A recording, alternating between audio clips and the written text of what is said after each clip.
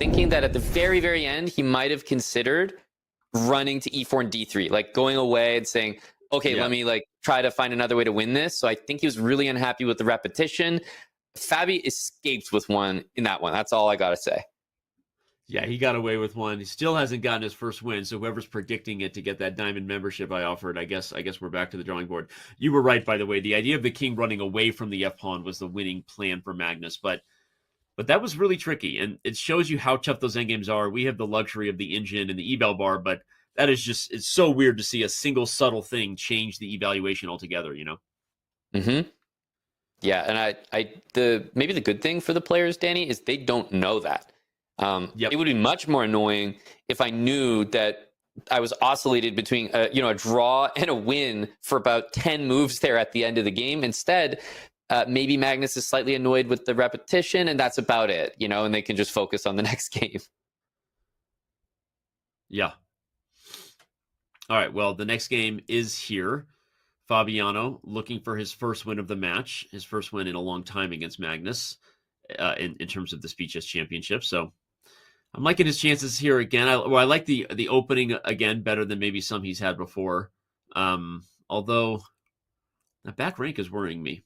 Tactics are already happening. Yeah, very, very concerning. The move b4 is, and based on the time, I'm wondering how much that is prep and how much it's just, hey, this looks annoying. Because for me, it's the second, it's the latter. This looks annoying. The knight on b1 cannot move to a3. You can't move to d2. The bishop can't really move from d2 because you have to guard queen e1 mate. So yeah, to me, b4 is just one of those moves that's super annoying. Although a3 is a nice response there. What a funny way to deal with that problem. You invite the capture, which of course would allow the knight to get out. And if you take here, I expect the knight would probably also just take back. And so if you do nothing, I will trade. We will get another set of rooks off the board. And my back rank problems are also less concerning with every piece that is coming off. So nice move by Fabi. I like a3. Yeah, I wonder how much a4 is being considered here. It looks like a4, bishop takes d5, just wins a clear pawn on b4.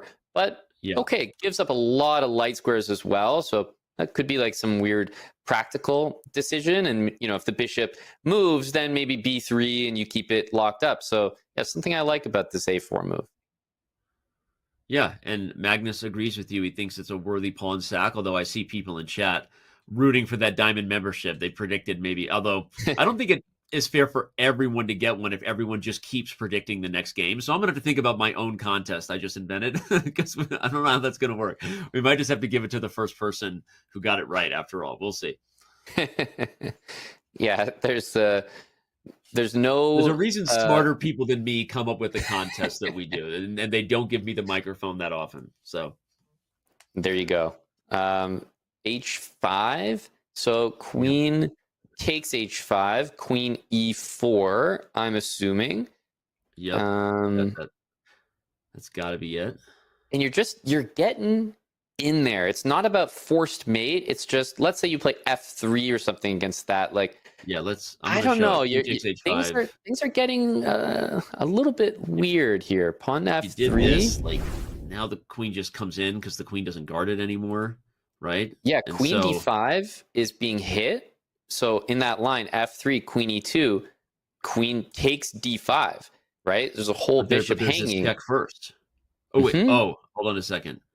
I'm looking at, either rook e8 or bishop h4. These ideas, like rook e8 takes the rook out from under attack. And yes, now we have that idea of queen d1, bishop h4, I also think is a key move there. Yep. And this just highlights that development. Like we talk about, most important thing in chess, get your pieces developed.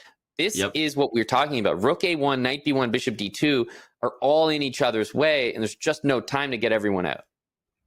This would be a fascinating line. We see that Fabiano is taking a moment to consider how he wants to deal with this h5 move, a very tricky little approach. Probably the best thing to do is just to back up the queen and not take that pawn, but an interesting game ahead if Fabi decides he's going to go for it and allow this tricky stuff with queen e4. Yeah, but you're still running into queen d1, queen e4, f3, queen d3, and you just feel like none of your pieces are where they should be for white. So this Yeah. is why I thought it was a decent practical attempt. And it's a blitz game. After all, Magnus really understands that. I think with his decisions, you can also just toss that H pawn up the board further, H4, H3. I just think that the engine is obviously liking white here with the material, but clearly, Danny, there's a lot of compensation that Fabi, with a minute and a half think there, just tried to get to the bottom of. Yeah, and he did. He took a minute and a half, as you said, went down big time on the clock. Magnus probably goes for this queen e4 idea anyway, or your move h4. Feels like queen e4 first. If you can induce f3, that's a move that white might want back down the road. So I'm still liking queen e4. Magnus is really slowing down before he does it. What else could he be considering? The other idea, instead of the queen in front, is the queen behind. And you put the queen on c6 and make a battery against the light squares, which is also something you might be thinking about. If queen c6, f3, you still have h4 and h3 as a means to kind of undermine the pawn chain. Yep. There's also rook a6 to e6. Like, same idea we've seen in a couple of games so far. And maybe you kind of lead in with the rook first and use, in conjunction with maybe h4, h3. So I can understand pausing here because there's a lot of different ways to do this. You can go queen in front, queen behind. You can go rook in front, rook behind. And you could just push this h pawn as well. Yeah. Okay, fair. Yeah, a lot to consider. The other advantage, of course, of keeping the queen on c6 is that you keep guarding the a pawn if you're worried about that. That's the other thing Fabi might be considering if the variation is right. So a fun and you don't position. Have to worry. You don't have to worry about knight a3 because, you kind of do get developed there. But I could see positions where Magnus just says, "Okay, play knight a3, you get developed," but you're just on the wrong side of the board. The knight takes a while to get back in, and he does start with h4. Obviously, h3 had to be the reaction. I think there's absolutely no way you could have allowed black to play h3. And now, what did he want this for? Is it that queen e4, f3, maybe the dark squares are a bit weaker? Or does he want queen to c6 again, similarly with the same kind of forced response? But I'm liking your rook a6 idea more and more. Okay, he does go for queen c6. I think the rook having a long-term future. Keep an eye here because f3 is forced. g2 is a permanent weakness because of this h pawn anchoring it.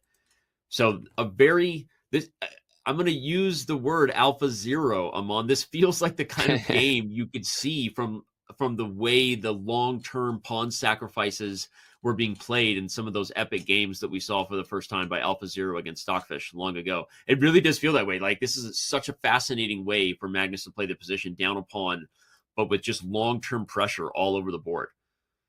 Yeah, I know that this is in White's favor, and I'll be the first to hand Fabi a lot of credit for surviving this, but it looks like a tough task to play the top moves every single move here. Good luck to him. Rook e8, I'm only assuming here. And it's funny because here we are as commentators just openly disagreeing with the evaluation bar, but I feel right about that. I think, remember, the eval is often only as good as the computer analyzing it. You have local web browser stuff, you have deep engine analysis, and I'm not saying with perfect play White isn't better. And by the way, this was a very good move by Fabi. I think knight to d2 coming next is key, but I just love Black's compensation here, and I think this pressure is going to be tough. Although, look at the clock. He's getting himself in time pressure, speaking of pressure. This is how you do it. Maybe you don't find every single best move, but you find every single best move up to a point, and then hopefully by that point, Magnus has invested so much time that it becomes more manageable after that. Queen e6 there, hitting the bishop, knight d2, happy to give it up and win the bishop on c4. So I think that was the right idea. And this move right here, if rook takes, I think he's trying to switch over and say, queen to e6, you don't have rook e1 anymore. And meanwhile, pawn takes, of course, queen takes c3. Yeah, I love this idea. I'm not sure if it wins material. The queen goes to e6, the bishop moves to f4. I think that's the only move because you can't really guard it with the knight. What is next for Black there is the question. But Magnus is all in on whatever compensation he has to generate. The first pawn sacrifice was more than 10 moves ago, and now he's sacrificing another one. I wonder if the idea is queen e6, bishop f4, like queen f5, and then he's trying to play rook e2. And then for White, you might have to react to that with bishop e5, like just something where you kind of offer a pawn almost to stop the rook e2 idea. We're about to see some Yeah, variations on the called it. board. Let's see. You called that exact variation. White has to play bishop e5. You really cannot afford to allow rook e2. So and you could have Fabi rook is a5 as well, like bishop e5, rook a5. You continue to throw moves in, but yeah, I thought initially pawn takes was the simplest. Okay, Fabi is up a pawn, but Black's pressure is still here. Oh wait, is Black up? White's up two pawns. Yeah, up 2 feels like maybe 1, but I think Fabi deserves a lot of credit for what he's done with this game here. Takes followed by knight e4. Yeah, it's not quite good enough, but maybe knight f1. Knight f1, very nice. Yeah. Get rid of the g-pawn. Only Fabiano can win this position. Will he get his first dub against Magnus Carlsen in the Speed Chess Championship? He does! Oh my god! As I said it, Magnus just throws in the towel, and we have a winner. All right, team, I need you to find the first person who predicted this game, even though it feels like cheating. We're going to give that person a 1 year